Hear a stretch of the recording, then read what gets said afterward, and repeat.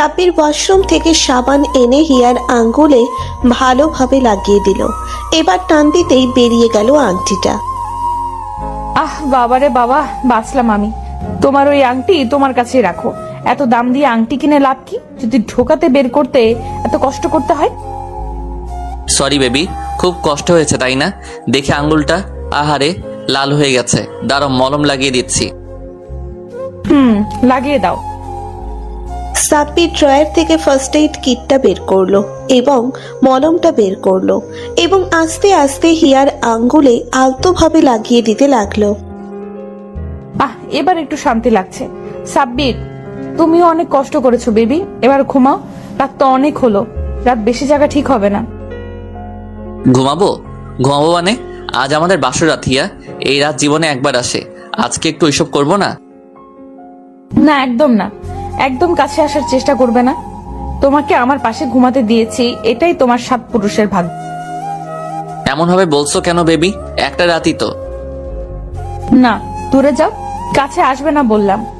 তোমার বিয়ের আগে শর্ত দিয়েছি যে আমার পরীক্ষা শেষ হওয়ার আগে আমাকে টাচ করা যাবে না, কিন্তু তুমি টাচ করছো, প্লাস অনেক দূর পর্যন্ত গিয়েছো। এই বেবি এমন করো না প্লিজ, বেশিক্ষণ লাগবে না।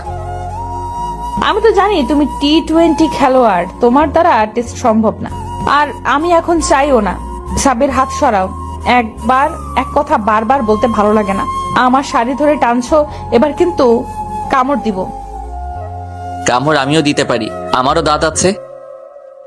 এখন ঘুমাও বেবি। তুমি তুমি না আমার সোনা বেবি, আমার কিউট বেবি, প্লিজ ঘুমাও। আর বেশি দিন নেই তো পরীক্ষার, মাত্র 1.5 বছর।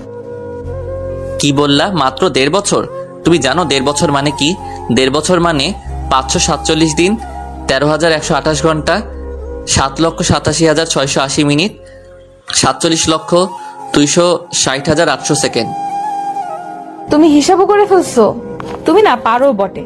এই শুনো, যাই করো, আমি না বলছি মানে না। যাই বলো হবে না। আমি ঘুমালাম, ডিস্টার্ব করবে না। যদি ইচ্ছা করে জড়িয়ে ধরে ঘুমাও।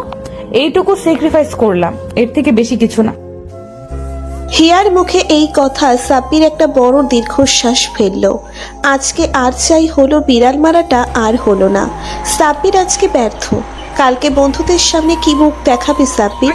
বন্ধুরা যখন বাসরের বীরত্ব নিয়ে গল্প শুনতে চাইবে তখন সাব্বির কি জবাব দেবে তাদের? এসব ভাবতে ভাবতে সাব্বিরের চোখে ঘুম নেমে এলো।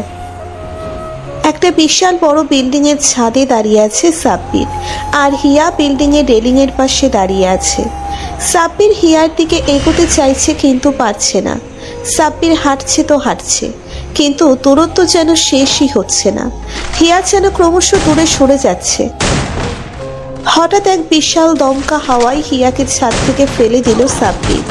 সবটুকু প্রচেষ্টা চালিয়ে নিজের সর্বোচ্চ দেওয়ার পরেও হিয়াকে ধরতে পারল না।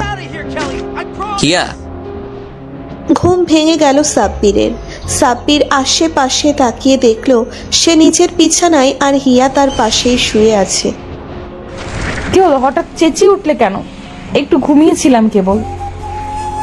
সাব্বির হিয়াকে দেখে আর নিজেকে সামলাতে পারল না। এই কি হলো তোমার হঠাৎ? হিয়া কখনো আমাকে ছেড়ে যাবে না তো? হঠাৎ এই প্রশ্ন? না এমনি, আগে বলো ছেড়ে যাবে না তো? বেঁচে আছি যতদিন তোমার মাথা খাবো ততদিন, আর মরে গেলে পেতনি হয়ে জ্বালাবো। জ্বালিও, সমস্যা নেই। হিয়া, একটা চুমু দেই তোমায়। এত ভদ্র হয়ে গেলে কিভাবে হঠাৎ? চুমু দিব কি না? দাও। তবে আর কিছু না, জাস্ট চুমুতেই শেষ, না হলে খবর আছে। তুমি পাশে থেকো, আর কিছু লাগবে না। খুব শক্ত করে জড়িয়ে ধরল। হিয়া সাব্বিরের এমন আচরণের কারণ বুঝতে পারল না, তবে মন্দ লাগলো না হিয়ার কাছে। হিয়া সাব্বিরের বুকে মাথা গুছে ঘুমাতে লাগলো, আর সাব্বির হিয়ার মাথায় হাত বুলিয়ে দিচ্ছে। রাতটা কেটে গেল। সকালে সূর্যের আলো চোখে পড়তেই ঘুম ভেঙে গেল সাব্বিরের। পাশে হিয়া নেই। হিয়া, এই হিয়া, হিয়া কোথায় গেলে? কি হলো, চেঁচাচ্ছ কেন? ঘুম ভেঙে গেছে তোমার? আমি ভাবলাম চা বানিয়ে নিয়ে আসি। চা বানাতে হবে না, কাজের লোক আছে, ওরা দেখে নিবে। আর আম্মু তো আছেই, কালকে বউ হয়ে এসেছো আর আজকে রান্না করে চলে গেছো। বকছো কেন? একটু চা বানাতেই তো গিয়েছিলাম। এইদিকে আসো, তোমাকে একটু দেখি। হিয়া ভদ্র মেয়ের মতো গাল ফুলিয়ে সাব্বিরের সামনে এসে দাঁড়ালো। সাব্বির এক নজরে তাকিয়ে আছে হিয়ার দিকে। আসলে হিয়ার সাথে বিয়েটা হওয়ার চান্স খুব কম ছিল সাব্বিরের, কারণ হিয়ার আব্বু মেয়েকে ডাক্তার বানাবেন আর তিনি চান না তার মেয়ে পড়াশোনা শেষ করার আগে বিয়ে করুক। কিন্তু সাব্বির জেদি ছেলে, হিয়ার আব্বুকে বোঝানোর জন্য কোনো চেষ্টাই বাদ দেয়নি। সাব্বির হিয়ার আব্বুর পায়ে পর্যন্ত পড়েছে হিয়াকে বিয়ে করার জন্যে। অবশেষে সাব্বিরের আম্মু ঝগড়া করে বিয়ে দিয়ে এনেছে দুজনকে। সাব্বির হিয়াকে প্রচণ্ড ভালোবাসে, যেটা হিয়াও জানে, তাই তো ওর কথা সহজে ফেলতে পারে না। হিয়ার ইচ্ছে ডাক্তার হবে সে, কিন্তু সে এর আগে কোনোভাবে বেবি কনসিভ করতে চায় না, কারণ ডাক্তারিতে অনেক পড়াশোনা করতে হয়, আর প্রেগনেন্ট অবস্থায় এসব কারই বা ভাল লাগে। তাই হিয়ার সাব্বিরের প্রতি একটা বিষয়ে কোনো আপোষ চলে না। এই কি হলো, কিছু বলো না কেন? শুধু তো তাকিয়েই আছো। সাব্বির এবার হিয়ার হাতটা ধরলো। হিয়া কৌতূহলী দৃষ্টিতে তাকিয়ে আছে। হিয়ার হাত ধরে একটা হ্যাচকা টান মেরে এনে কোলে বসলো সাব্বির। এই সকাল সকাল আবার কি শুরু করলে? একটু রোম্যান্স করি। এই শোনো, তোমার ঠোঁটের এই জায়গায় কি যেন লেগে আছে। কোথায়? ঠোঁটে? কই দেখলাম না তো। আমার কথা বিশ্বাস হচ্ছে না? ঘুরে বসো, আমি পরিষ্কার করে দিচ্ছি। বাট চালাকি করার চেষ্টা করবে না, তাহলে কিন্তু অবস্থা খারাপ হবে। একেবারে নুনু কেটে দিব। সাব্বিরের কথা মতো হিয়া ঘুরে বসলে ও ঠোঁট পরিষ্কার করার নাম করে হিয়ার গালে একটা চুমু এঁকে দিল। হিয়া এবার বুঝতে পারলো সাহেবের মতলব কি। এই ছিল তাহলে তোমার মনে? বদমাস, চিটার, বাটপার। আজকে তোমার একদিন তো আমার একদিন। এই সরি, আসলে এইভাবে করতে চাইনি, তুমিও করতে দাও না, তাই ছলে বলে কৌশলে কাজ করতে হয়। আজকে খালি একবার ধরতে পারি তোমার ছল বল, আর কৌশল বের করে দিব। ছোট বাচ্চাদের মতো সাব্বির দৌড়চ্ছে আর পিছনে হিয়া। হঠাৎ কারোর সাথে ধাক্কা লাগায় সাব্বির তাল সামলাতে না পেরে হোঁচট খেয়ে পড়ে গেল। নরম কিছুর ওপর নিচের মাথাটা আবিষ্কার করলো সে, কিন্তু এই মাঝ রাস্তায় এটা কি? সাব্বির চোখ খুলে দেখতেই টের পেল এটা কোনো মানুষ, আর মানুষ বললেই শেষ না, এটা একটা মহিলা মানুষ। সাব্বির এক লাফে উঠে গেল। মাটিতে ঈশিতা শুয়ে আছে। হ্যালো দুলাভাই, কোমরটা তো ভেঙে দিয়েছেন সকাল সকাল, তা এত তাড়াহুড়া করে কোথায় যাওয়া হচ্ছিল শুনি? আর ঈশিতা, তুমি কোথা থেকে এলে? সরি, আসলে একটু প্যানিকের মধ্যে ছিলাম তো, তাই খেয়াল করিনি। তুমি মাইন্ড করো না কেমন?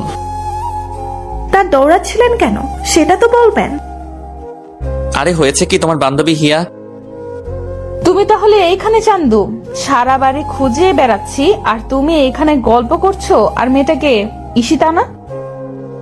হ্যাঁ আমি ঈশিতাই। এমন ভাবে বলছিস যেন ভূত দেখেছিস।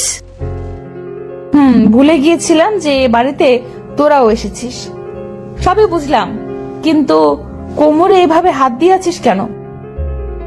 আসলে ব্যাপারটা হলো, আরে তেমন কিছু না, মাটিতে পড়ে গিয়েছিল ঈশিতা, আর সে থেকে একটু ব্যথা পেয়েছে। বাট জিজু, আপনিও তো পড়ে গিয়েছিলেন, আমার কথা একা বলছেন কেন? সাব্বির, তুমিও পড়ে গিয়েছিলে, ঈশিতাও পড়ে গিয়েছিল, ব্যাপারটা কেমন যেন লাগছে। কাহিনী কি? এটা বলে ঈশিতার আর সাব্বিরের দিকে তাকিয়ে ভ্রু নাচাতে লাগলো দিয়া। এইদিকে ঈশিতার সত্যি কথা বলছে আর সাব্বির চাইছে না ও সত্যিটা বলুক, কারণ দিয়া এখন যা খেপে আছে, কি হলুস থুলুস কাণ্ড করে বসে। কি হলো ঈশিতা? ঘটনা কি যে দুজন পড়ে গিয়েছিলি মানে? ও তেমন কিছু না বেবি, জাস্ট একটা অ্যাক্সিডেন্ট।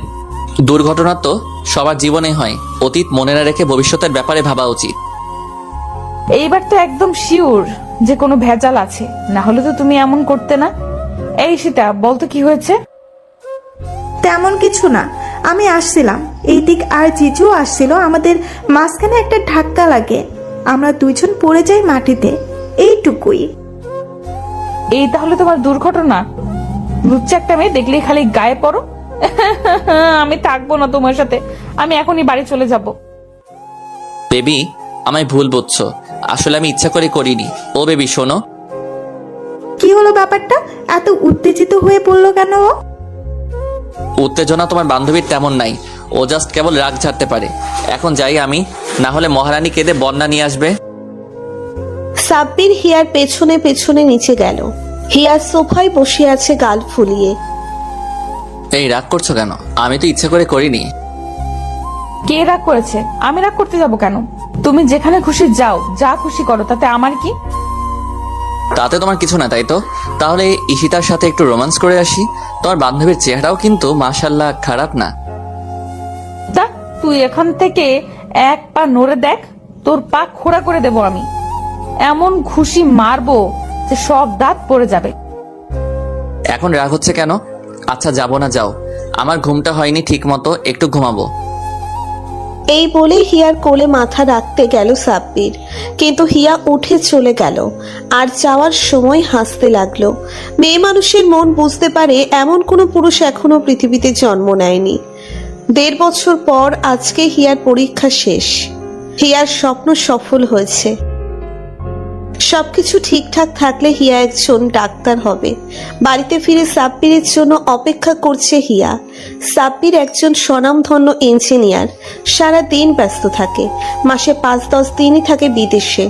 রাত হয়ে গেছে, সাব্বির বাড়িতে ফিরেছে। কোথায় ছিলে সারাদিন? কাজ ছিল তাই ব্যস্ত ছিলাম। তাই বুঝি? তো আমার ফোন ধরনি কেন? বললাম না ব্যস্ত ছিলাম, খুব টায়ার্ড, আমি ঘুমাবো। জানতে চাইলে না আজকে আমার পরীক্ষা কেমন হয়েছে? তুমি ভালো ছাত্রী, তো পরীক্ষা নিশ্চয়ই ভালোই হবে, এটা জিজ্ঞাসা করার কি আছে? পরীক্ষা ভালো হয়েছে, কিন্তু তুমি কেমন যেন হয়ে গেছো। আমি কেমন হয়ে গিয়েছি মানে? আমি আবার কেমন হয়ে গেছি? আগের মতো আর কেয়ার করো না আমার প্রতি। কই করি তো কেয়ার, যা লাগে তোমার এনে দেই তো। খাবার সময় খোঁজ নেই তো, অসুস্থ হলেও পাশে থাকি, আর কি। আগে কাছে আসার জন্য কেমন করতে, এখন আর করো না। তোমাকে বউ হিসেবে পেয়েছি, সেটাই আমার 7 পুরুষের ভাগ্য। আর টাচ করা, সেটা আশা এই জন্মে বাদ দিয়েছি। এইভাবে বিধিয়ে বিধিয়ে বলছো কেন? আমি এভাবেই কথা বলি। তোমার কাছ থেকে 1.5 বছর সময় নিয়েছিলাম, সেটা শেষ। তুমি আমায় টাচ করতে পারো। MBBS শেষ হলে PhD করো, স্বপ্ন পূরণ করো, যাও। খুব বার বেড়েছে তোমার, তাই না? তারাও দেখাচ্ছি আজকে তোমায়। কি হলো, দরজা বন্ধ করেছো কেন? জামা কাপড় খুলছো কে? ছি। আজকে তোমাকে ধর্ষণ করব আমি। তাই বুঝি তো, সেটা আমার কাজ, আমি ভালো পারি। এটা বলে সাব্বির রুমের লাইটটা অফ করে দিল। দুজন মেতে উঠল এক উন্মাদনায়। রুমের ভেতরে শুধু হিয়ার জোরে নিঃশ্বাস পড়ার শব্দ শোনা যাচ্ছে। প্লিজ আস্তে করো, আমি তো আগে কোনোদিন করিনি, ব্যথা করছে খুব। একটু ওয়েট করো, কিছুক্ষণ পর ভালো লাগবে। আমাকে ভালোবাসো সাব্বির, আরো বেশি ভালোবাসো। তুমি শুধুই আমার।